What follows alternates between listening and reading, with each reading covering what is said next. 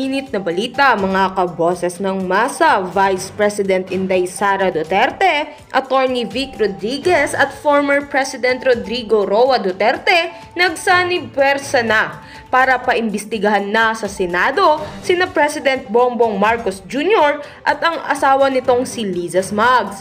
Dito na nga nilabas ang matitibay na ebidensya na matagal-tagal nang nilikom ni na former President Rodrigo Roa Duterte at Attorney Vic Rodriguez. Dito na nga rin daw natin malalaman kung sino talaga ang nagsasabi ng katotohanan at kung sino ba talaga ang nagpapaikot lamang sa taong bayan. At dahil dito ay sobrang pasasalamat nga ng mga netizens dahil sa wakas mabibigyan liwanag na ang mga masasamang nangyayari sa ating bansang Pilipinas. Lalong-lalo na ang issue patungkol sa pulburon na hindi na matapos-tapos. At heto nga at pakinggan natin ng buong detalye. By the way, this is Boses ng Masa at kung bago ka pa lamang sa aking channel ay mag-subscribe ka na!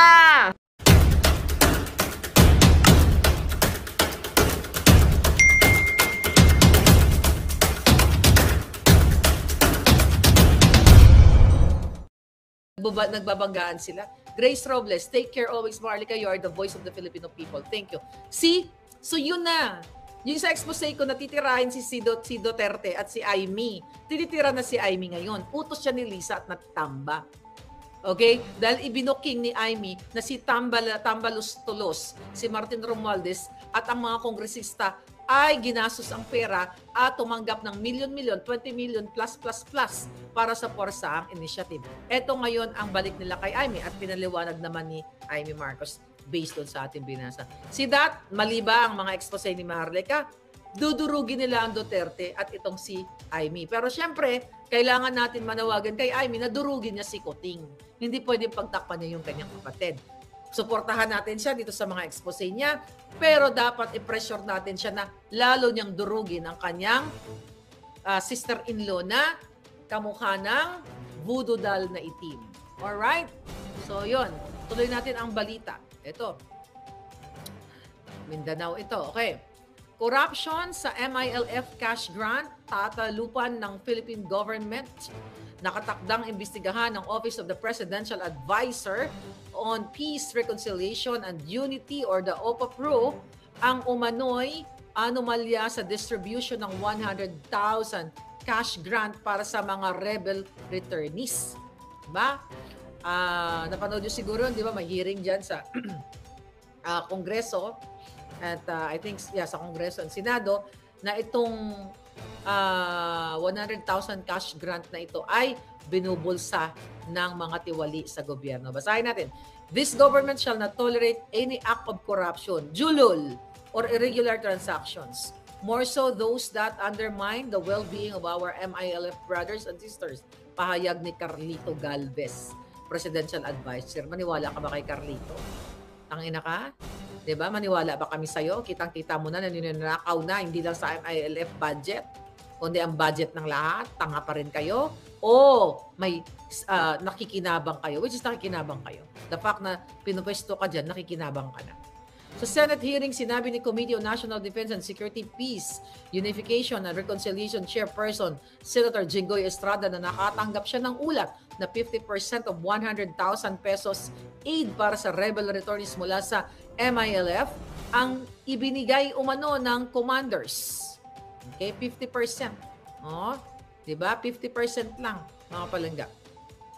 Inihayag ni Estrada na nakuha niya ang impormasyon ito sa dating MILF rebels. Ani Galvez, ang isolated incident will be thoroughly investigated. Puro na lang isolated. Ganun lang ang mga terminology ng Budol administration. Ayon kay Galvez, sabi niya, we will be brought to the attention to the MILF leadership. Okay? At iginiit niya, sabi niya dito, iginiit namin ni MILF Peace Implementing Panel Secretariat Engineer Mahajirin Ali sa Senate hearing na biniberipika pa nila ang ulat at sinasabing hindi kinukonsinti ang kanilang grupo ng illegal na gawain. Alam mo, ang pwede lang kumurap niyan, okay, doon sa mga pera ng rebels, na mga returnee, di ba, ay mga nakapwesto. Yan ay gawain ng mga demonyo katulad ni Lisa. Di ba? Kasi pinag-usapan na sa hearing sa Senate na yung iba daw wala namang sinuli na barel. Di ba? Walang yung mga returnee, di ba, supposedly, di ba, pag sumurrender sila, magbibitbitin nila yung kanilang armas, then kapalit noon yung 100,000 na benepisyo at mamungay na silang maayos o pwede sila maging part ng government, Pero ang iba, walang na-present na may silang sinurrender. Okay? At yung iba, wala rin nakukuha. 50% o nada. At binubulsa ng mga jutang dinamasidad. MILF, Mindanao, lahat ng issue. Pinagnanakawan ng mga hayop. Ariana, sabi ni Ariana Yana, ay, nako, sabi niya, people power na. O, ito, panibagong balita kay Inday Sara, although nabanggit na yata natin ito. Vice President Sara deadma sa mga bagong aligasyon. So, inihayag ni Vice President Sara Duterte ang kanyang commitment na patuloy lamang siya sa tungkulin sa gitna ng mga bagong aligasyon mula sa dating Kingdom of Jesus Christ member na Tomis Tigos sa Senado. Ito na nga pa, in connection doon kay Pastor Tabuloy. Okay, sa video statement nitong Martes, sinabi ni Duterte na ang pag-atake at mga paratang laban sa kanya ay inaasahan na dahil sa kanyang pagiging ikalawang highest-ranking government official. Ayon kay Sara, sa kasaysayan ng Pilipinas, naging gawain o kagawian na ang pag-aatake at pagbato ng sari-saring issue laban sa Vice Presidente. Okay, alam na natin to, mga palangga. Oh. Naniwala ako na may tamang panahon para sa lahat. Panahon ngayon ng aking pagtatrabaho, tutuparin ko ang sinumpang tungkulin. Ayon kay Inday Sara. Okay? So, itong mga scripted na ito na laban kay Sara, you know that already. Ayoko nang mag-exert ng galit ko. Kasi nagalit na ako kanina. Balitang health naman tayo, pangkalusugan. Kaso ng tigdas o measles umakyat ng 79% noong 2023. Inahayag ng World Health Organization nitong Martes, hindi pa tigdasin yung mga jotang na sa Malacanang. Pambata lang tigdas eh. May mga bata rin na, ay may mga medyo middle age, mga binatilyo or mga umuusbong pa lang. Diba? O, dapat tigdasin yung mga jot. Hindi lang tigdas, aratayin na silang lahat. Inihayag ng World Health Organization itong Martes ang pagkakaalarma sa mabilis na pagkalat ng tigdas sa buong mundo, kung saan mahigit na 306,000 kaso ang naiulat noong nakaraang taon, mas mataas ng 79% kumpara noong 2022. Sana nga aratay na yung Malacanang na sila na nga talaga yung parang manok na ratay. Sinabi ng UN Health Agency na wala pa itong opisyal na tala ng bilang ng mga nasawi sa tigdas noong nakaraang taon. Subalit inihayag ni Technical Advisor Natasha Crowcroft na dahil sa paglobo ng bilang ng mga kaso, we would anticipate an increase in deaths in 2023 as well. I hope we can expect also from the Budol administration. Yeah, kung ano yung sinabi ni nitong technical advisor na we would anticipate an increase in deaths in 2023. I hope we can anticipate that also from the hegemonyo in Malacanang. Ay, nako, tuloy-tuloy na balita. Presyo, ito na, presyo ng pangunahing bilihin posibleng tumaas. Bago pa ba ito? Ha? Bago pa ba ito? Ano yung solusyon para makatakas tayo dito, mga palangga, sa mga matataas na bilihin? Tapusin nyo na si Kuting. Tapusin nyo na si Kuting sa kanilang pambubudol. Basahin lang natin ito, mga palangga. Pag natuloy ang 100 wage hike, nagbabala kahapon ang DOLE hinggil sa posibleng pagtaas ng presyo ng mga pangunahing bilihin sa bansa. Kung matutuloy ang isinusulong na 100 legislated hike sa daily minimum wage, kita mo mga hegemonyo. Panakot nila, Department of Labor and Employment. Tingnan nyo. May nawarningan nila ang taong bayan na posibleng tataas ang presyo kapag natuloy ang 100 pesos na aumento sa sahod. Pinag-usapan natin ito kanina. So nakita ninyo? So ang mga negosyante, magbibigay nga sila ng 100, kung matuloy, 100 pesos na aumento kada araw sa manggagawa, pero itataas nila ang mga presyo nila. So wala rin kwenta. So ano ang dapat solusyon? Kaya dapat i-regulate, kaya nga tayo may regulatory, kaya nga tayo may DTI, di ba? Meron tayong mga ahensa ng gobyerno kung saan nire-regulate nila ang pagtaas ng mga presyo na hindi dapat, na trip-trip lang ng mga negosyante. Ay, kasi nag-aumento ako ng 100 pesos sa inyo ha, tanginan nyo lahat ha, 100 tayo, kayo katao na empleyado ko. O ito ngayon, tataasan ko ang mga presyo para mabawi ko. So what's the point? Ito po ang sistema ng bulok na sistema at pulboronik na gobyerno na hindi binomonitor, hindi isinasaayos ng gobyernong ito na iregula ang pagtaas ng trip-trip na pagtaas na lang o gusto lang nila ng mga negosyante. Kaya sabi ko, magandang pakinggan, ay tinaas ng 100 pesos, then babawian ka. At doble-doble pa ang bawi. So kawawa ang manggagawa. Kawawa tayo lahat. Kawawa OFW. Lahat kayo kawawa. Dahil tumaas mo ng 100 times 5 yung itataas nilang presyo. You know? Posible. I'm not saying na exactly times 5. Pero yun ang mga posibilidad. Tataasan nila ang serbisyo like ang kuryente, ang tubig. Lahat tataasan nila mga palangga. So wala ring silbi.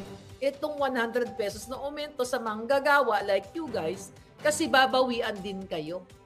See?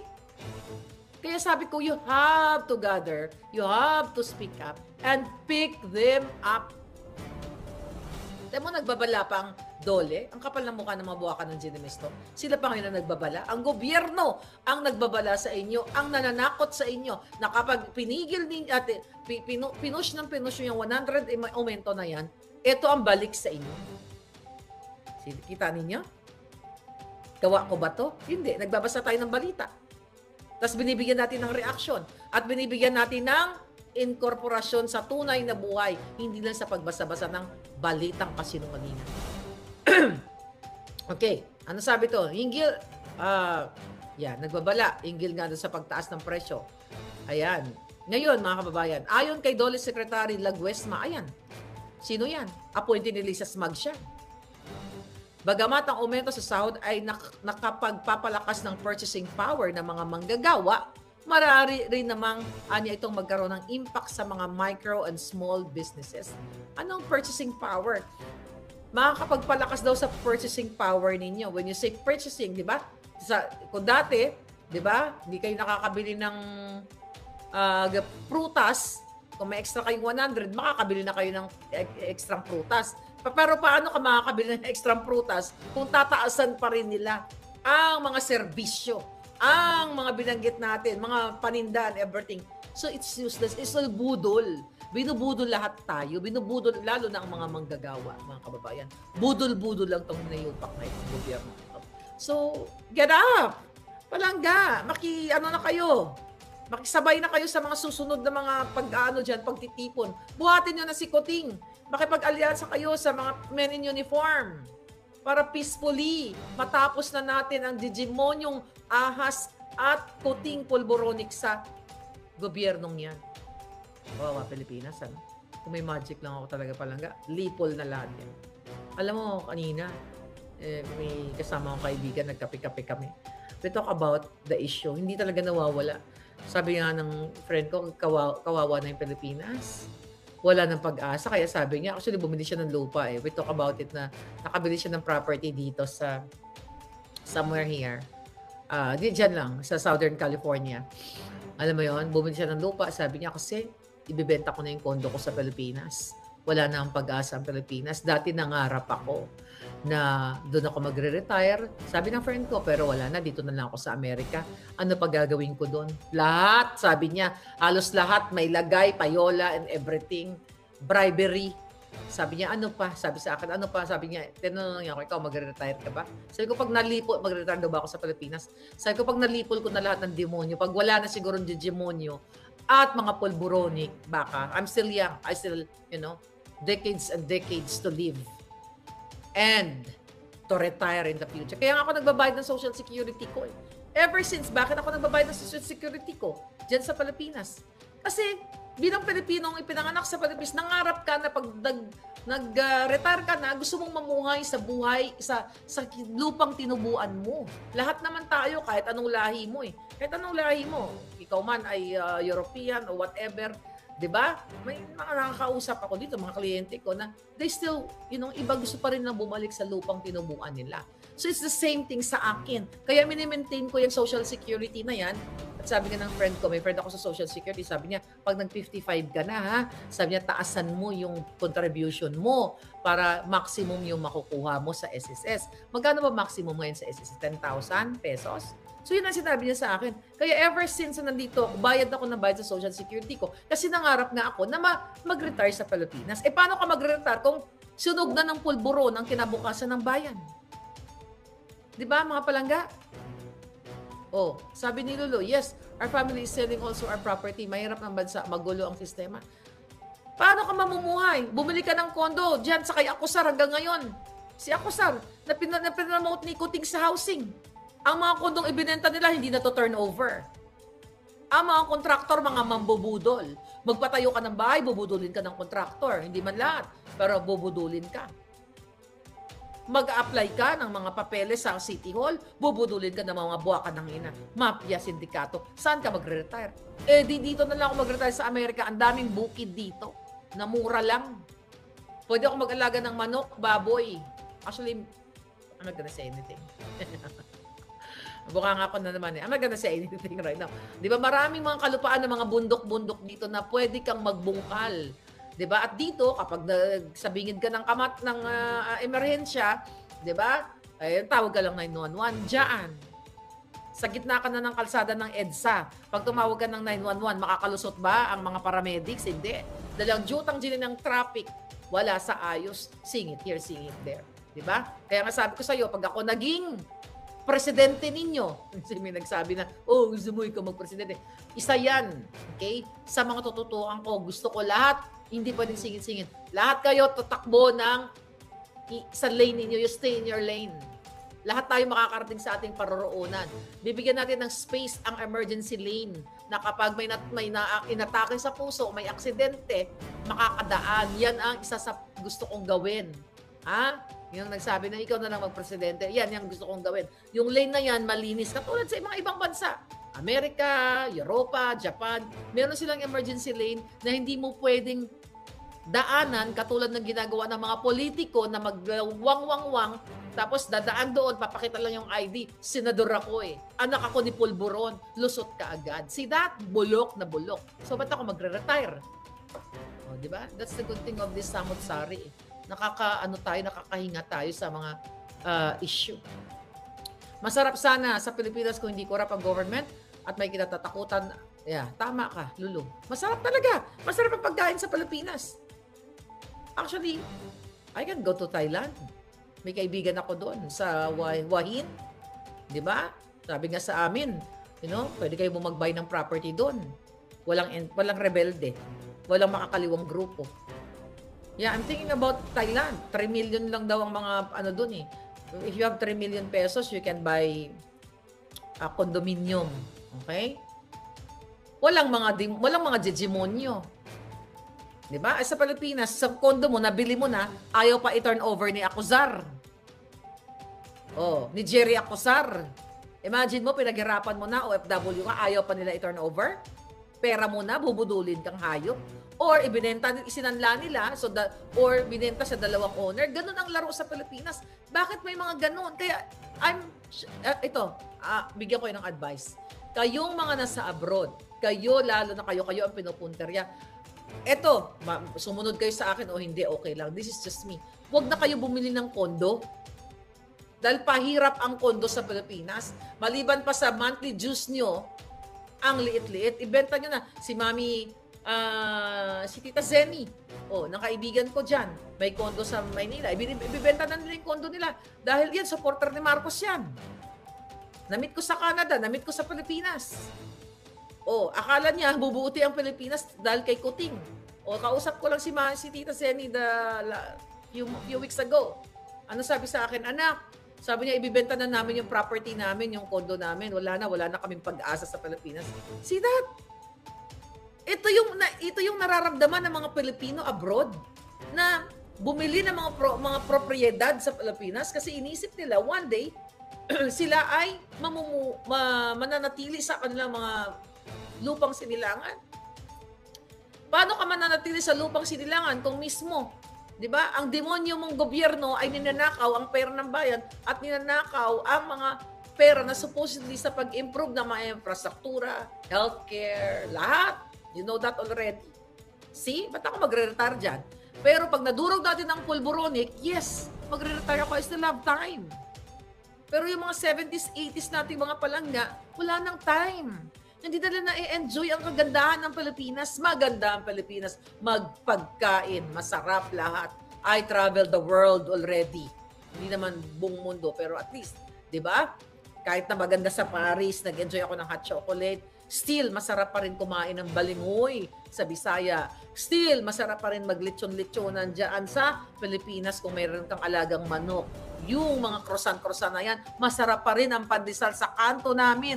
Nung ako'y lumalaki, masarap pa rin yan. Hanap-hanapin natin yan. Kahit pumunta ako ng Monaco Social Climbing 101, ang sarap ng ang ganda ng view. Yes, it's beautiful. Pagkain masarap, di ba? Pero mas masarap pa rin ang pinaksiwan na mga pagot sa Ilonggo. Masarap pa rin yan. Yan ang nakasarnayan ng bibig ko eh. Masarap pa rin ang ginataang kalabasa, ginataang labong na may preskang hipon. Di ba? So yan yung yan yung gusto natin lahat. Eh paano ka nga naman dito?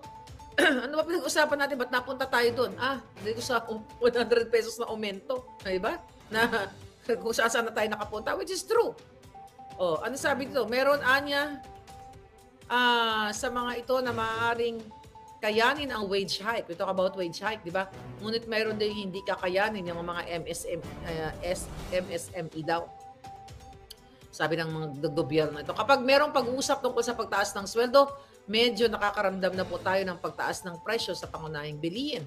Yun na nga, kung matino ang gobyerno, dapat nga i-regulate nila ang pagtaas ng bilihin. Hindi pwedeng nagtaas ng aumento, tapos tataasan din nilang presyo, mga buwaka ng ginimis nyo. Oh, nagbabala sila. Nagbabala ang gobyerno. Iyon pong may kinalaman sa transport. So para kung ano yan chain reaction. Kaya ang lagi naman pong tinatanaw ng DOLE, sana mabalanse. Balansehin nyo. Sinabi din ni Leguesma na appointee ni Lisa Asmugs na naghahanap na sila ng mga posibleng intervention upang matulungan ang mga micro and small business sakaling madagdagan pa ng 100 pesos ang minimum wage. Okay, gusto mo ng intervention, Leguesma?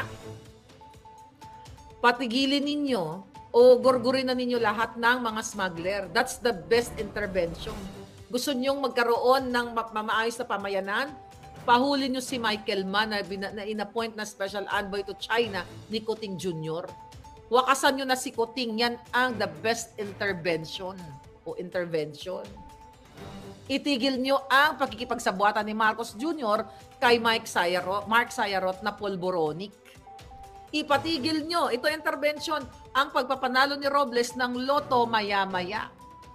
At tanggalin nyo ang presidenteng bangag na bangag. That is the ultimate intervention to stop the kahirapan, pang-aapi sa mga Pilipino. Yawa. Oh.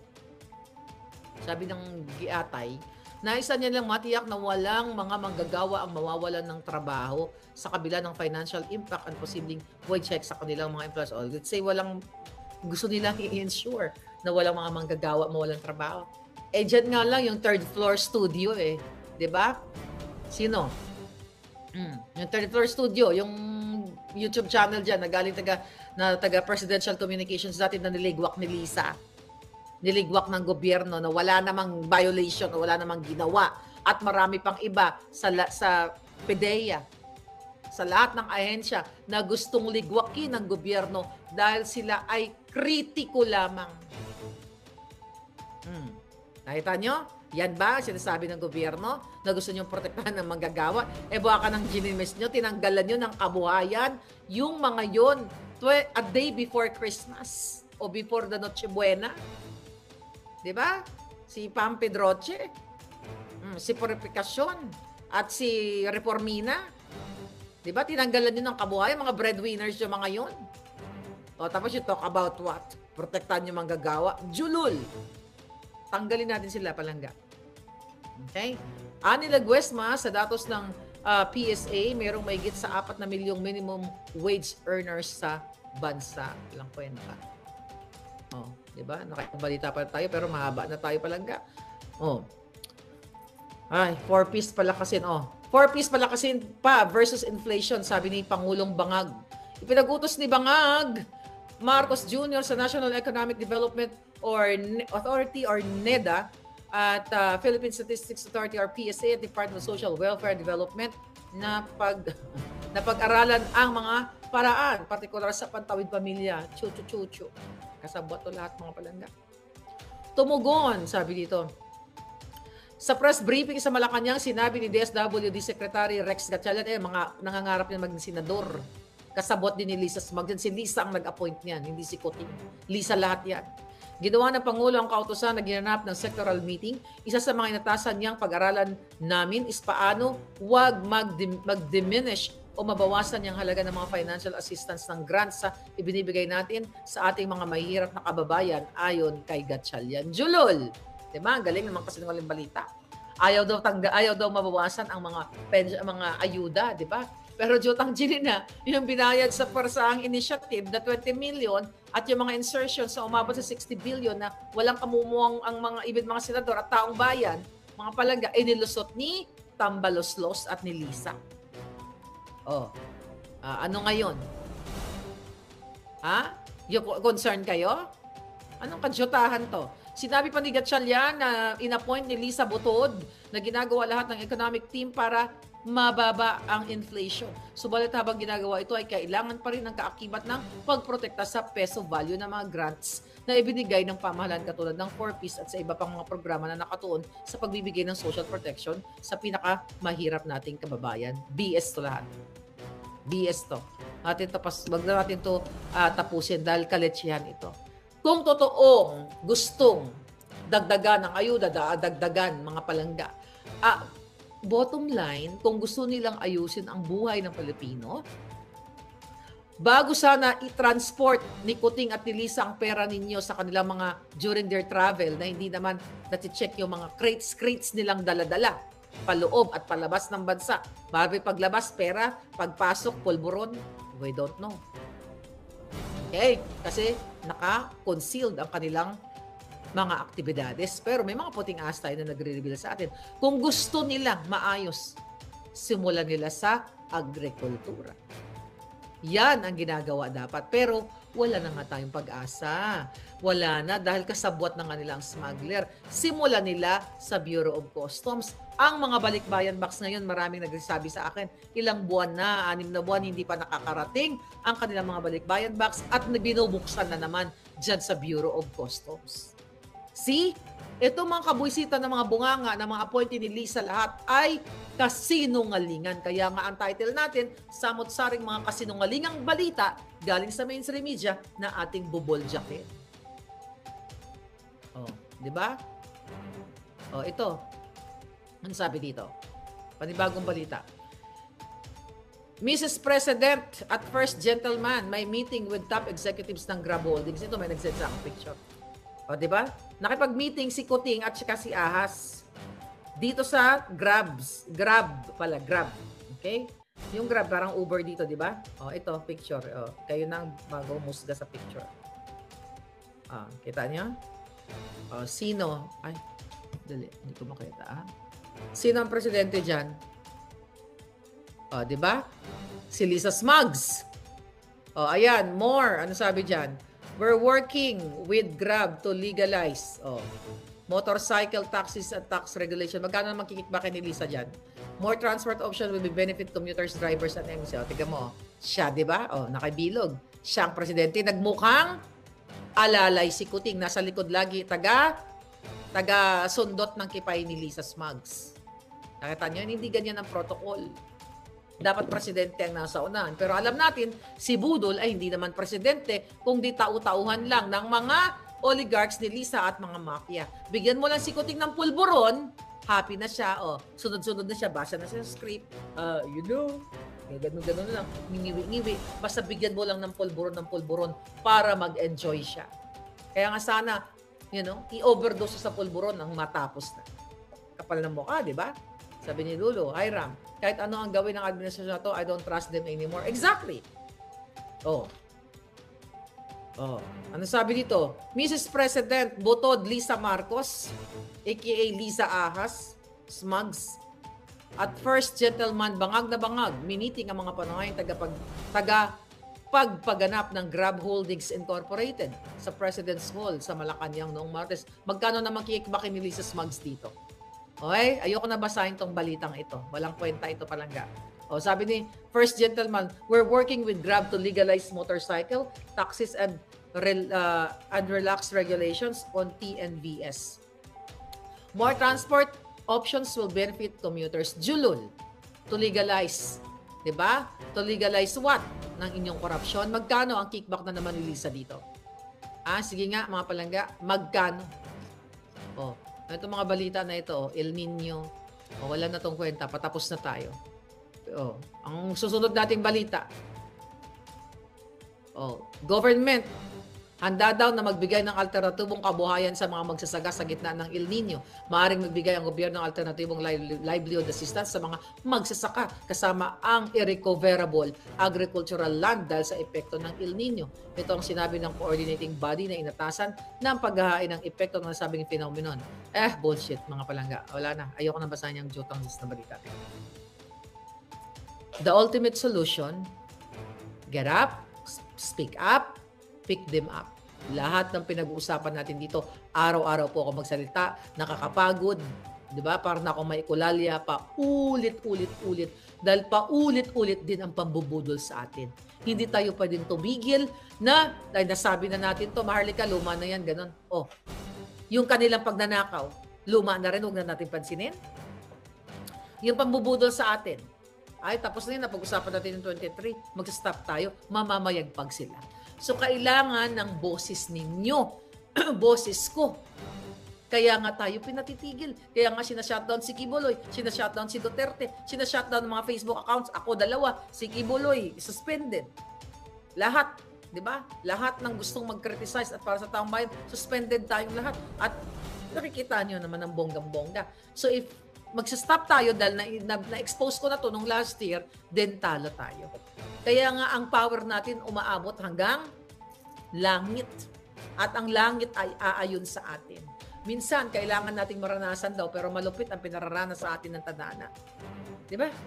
Sabi ko nga, kung pwede lang ipalit ang buhay ko, I am really willing to sacrifice. Kung may ganun, lipulin lahat ng Diyos. O demonyo siguro. Lilipulin sila lahat. Kapalit ng buhay ko, iaalay ko. Gugurgurin nila ako. Anyway, gugurgur, matutsugi ka naman. Diba? Matutsugi ka naman. Dahil tayo hindi tayo makakaligtas. Pero ngayon, kunyari bukas, kunyari biglang bumaba ang Diyos. Maharlika, ito, buhay mo, iaalay mo. Kapalit ng walang kwentang buhay ni Smugs, ni Kuting, ni Tambaluslos. Gugurgurin ko silang lahat. Basta iaalay mo ang alindog mo. I will say yes, now na. Ngayon na, huwag yun ang patagalin. Kung ang buhay ko ang kapalit ng kaayusan ng Pilipinas at ma-enjoy nyo ang inyong mga retirement, i-enjoy nyo yung inyong mga anak, i-enjoy nyo ang inyong buhay, I'm willing mga kanina. Kung ang buhay ko, kukunin nila, tapos wala na magnanakaw, which is imposible walang magnanakaw, at least malang babawasan. Kung 100% ang pagnanakaw ngayon, at least 10% na lang pag kinuha na yung buhay ko. Tapos kukunin din buhay ni Lisa Smugs. Hindi sabay-sabay kami. Papantayin niya yung mga paa. Pantayan ng paa ni Tambaluslos. Alam nga naman ako lang, papayag ba tayo? Kunin na, pag nagurgur ako, ginurgur ako ng tadhana, gugurgurin din sila. And I am willing. Anyway, na-enjoy ko naman na buhay ko ng bonggang-bongga. Lahat ng pinangarap ko, nagawa ko naman. Dati, pangarap ko lang makakain ng meal. Di ba, you know that story? Makakain lang ng meal sa mga fast food chain. May burger, may french fries, may chocolate sundae. Yun ang pangarap ko na makain ko. Masaya na ako. Nagawa ko na yan. Nangarap ako mag-abroad. Nagawa ko na yan. Nangarap akong lahat. Hindi lahat ng pinangarap ko. Ang malila sa akin, hindi ako nangarap na maging bilyonarya. Kung nangarap sana ako, or hindi ko kasi nahiling sa Diyos yan na nangarap ako na sana maging bilyonarya ako. Di sana natupad siguro. Pero I'm seryosong usapan. lahat tayo mamamatay, okay? Sa mundong ito, lahat tayo mamamatay. At least man lang, kung mangyari yun, naging worth it yung buhay ko sa lupa. Kung yun naman ay magbibigay ng way para ma-enjoy nyo yung Pilipinas, then goodbye. Anyway, it's just so sad. This is your fair lady Marlica. Nakakapagod man po everyday, malungkot man, dahil demonyo po ang kalaban natin. Pero hindi ako titigil hanggat mayroon akong buhay at mayroong dugong nananalaykay sa puso ko. Hindi tayo titigil palangga. Kasi pag tumigil tayo, kawawa tayo lahat. Kawawa yung lahat, kawawa tayo. So mamamayagpag ang mga demonyo. Kaya kahit may patong ang ulo ko, sabi ko, Lisa, sisiguraduhin namin, mauna kayo papantay ang paa.